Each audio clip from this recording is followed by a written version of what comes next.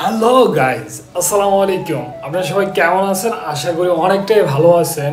আর যারা ভালো নেই, আমার ব্লগটি দেখতে থাকুন, আশা করি মনটা অনেকটাই ভালো হয়ে যাবে। তো সবার প্রথমে বলতে হয় ফেনীর অবস্থা এবং বাংলাদেশের বিভিন্ন অঞ্চলের অবস্থা খুবই খারাপ, এবং কি সেখানে বিভিন্ন রকমের সেলিব্রিটিরা এবং কি বিভিন্ন রকমের সকল স্তরের মানুষগুলো গিয়ে তাদেরকে হেল্প করতেছে, স্পিরিট বোট দিয়ে মানুষগুলো উদ্ধার করতেছে। আলহামদুলিল্লাহ, আসলে আমরা এমন দেশে বসবাস করি, শুকরিয়া আলহামদুলিল্লাহ, যে দেশের মানুষ শুধু শুনছে যে মানুষ দুর্যোগে পড়ছে তখন টিএসসিতে গিয়ে টাকা ঢেলে দিছে, তারপরে হচ্ছে যেখানে যেভাবে পারছে সেভাবে হেল্প করতেছে। ছাত্ররা মাঠে নেমেছে, কেউ স্পিড বোট নিয়ে যেতেছে, কেউ নৌকা নিয়ে যেতেছে, কোনোভাবে যেন মানুষ না মারা যায় এবং মানুষদেরকে যেন রক্ষা করা যায়, কি মানুষদেরকে যেভাবে উদ্ধার করে আনা যায় সেরকম সবাই চেষ্টা করতেছে। তো আলহামদুলিল্লাহ, আল্লাহর কাছে শুকরিয়া আল্লাহ পাক যে আমাদেরকে এমন একটা দেশে পাঠিয়েছে এবং এমন একটা দেশের মানুষের মধ্যে পাঠিয়েছে যারা মানুষের বিপদে খুব দ্রুত এগিয়ে আসে। তো আজকে সারাদিন আমি কি করব না করবো সেই সব বিষয় নিয়ে আমার এই ব্লগটি কিন্তু দেখতে কিন্তু একটুও ভুল করবেন না, পুরো ব্লগটি দেখে তারপরে যাবেন। বেগুন রান্না করছে, বেগুন আর মাছ দিয়ে রান্না করছে, কিন্তু আমি তো বেগুন খাই না। তো এখন ভাবতেছি কি খাবো। আমি মেস ম্যানেজারকে যাই জিজ্ঞাসা করতে হবে যে আমার মেলকে চালু রাখছে না বন্ধ করে দিচ্ছে। মেল ম্যানেজারকে গিয়ে জিজ্ঞাসা করছি, বলতেছে এটা বেগুন না, এটা হচ্ছে সিসিঙ্গা।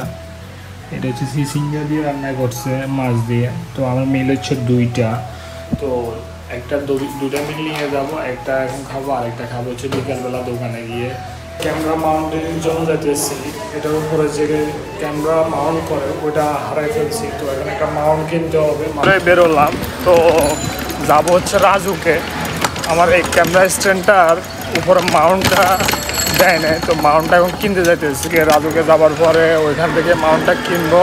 এখন বর্তমানে যাবো হচ্ছে জসীমউদ্দিন থেকে আমি বাসে উঠবো, বাসে উঠে যাবো হচ্ছে রাজুক থেকে এটা কিনে এসে তারপর যদি সময় পাইলে না ইনশাল্লাহ দোকানদারিতে বের হবো। মাগরিবের সময় বের হবো, টার্গেট আছে এর আগে বের হবো, কারণ দোকানদারি গ্যাপ দেওয়া যাবে না।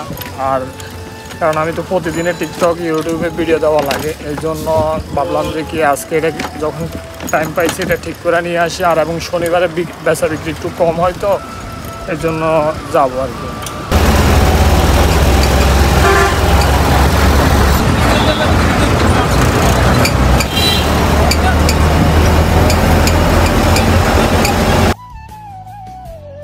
এই যে রাজুক বিল্ডিং, এটা হচ্ছে এটা দিয়ে ফুটওভার ব্রিজ দিয়ে উপর দিয়ে ওই পাশে যেতে হবে, গিয়ে দেখবো মাউন্টটা পাওয়া যায় কিনা। তো গাইজ রাজুকে আসছি বর্তমানে, তো দেখি উপরে যাওয়ার পরে দেখি যে ক্যামেরা মাউন্টটা পাওয়া যায় কিনা।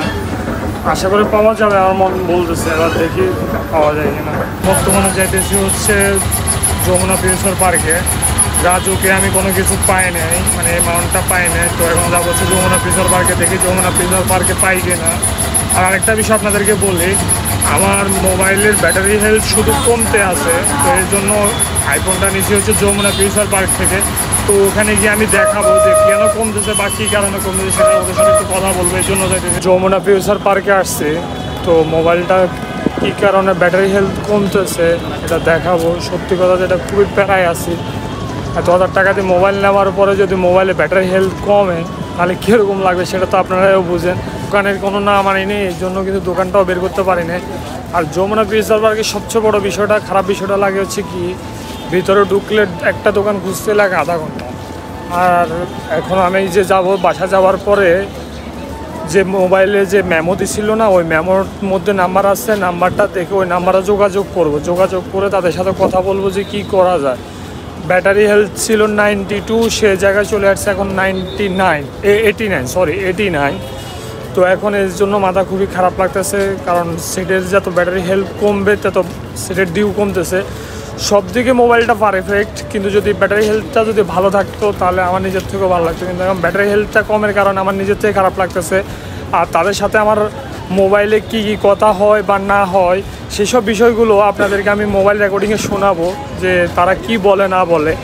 যদি দেখবেন, আশা করা যে পোল্ট্রি লোভে এটা শিওর থাকেন, কারণ মোবাইল জগতের বেশিরভাগ মানুষ হচ্ছে 2 নাম্বার, সেটা তো ভালো করে বুঝতে পারতেছেন। আমারে বলছে যে কি 15 থেকে 20 দিনের ভিতরে যদি ব্যাটারি হেলথ কমে তাহলে মোবাইলটা চেঞ্জ করে দিব, কিন্তু মোবাইলটা এখনও আমি আর আনি নাই।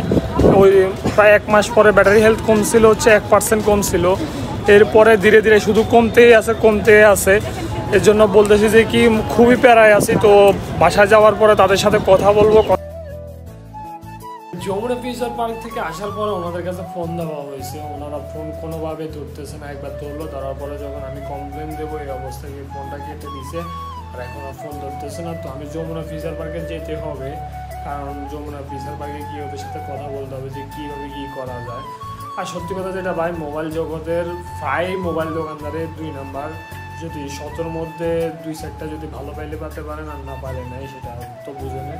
তো আরেকটা বিষয় আপনাদেরকে বলি, যদি আপনারা কখনো আইফোন কিনেন সবসময় মাথায় খেয়াল রাখবেন যে কি আইফোনের যে 3 টুলস বলে এগুলো সবই হচ্ছে ভুয়া, এগুলো একবারে সবই ভুয়া।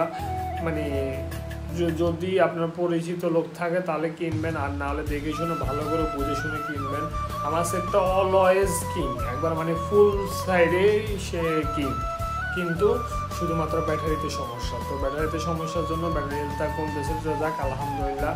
তো আর চার্জার, আমার মনে হয় চার্জার একটু শর্ট সার্কিট আছে, ওই শর্ট সার্কিটের কারণে যে ব্যাটারির মানে দিন দিন ড্যামেজ হইতেছে। তো আমি যাওয়ার পরে এগুলো দেখাবো, আর ওইখানে যাওয়ার পরে আপনাদেরকে যেদিনে যাবো ওই দিনে আপনাদেরকে ভিডিও দেবো।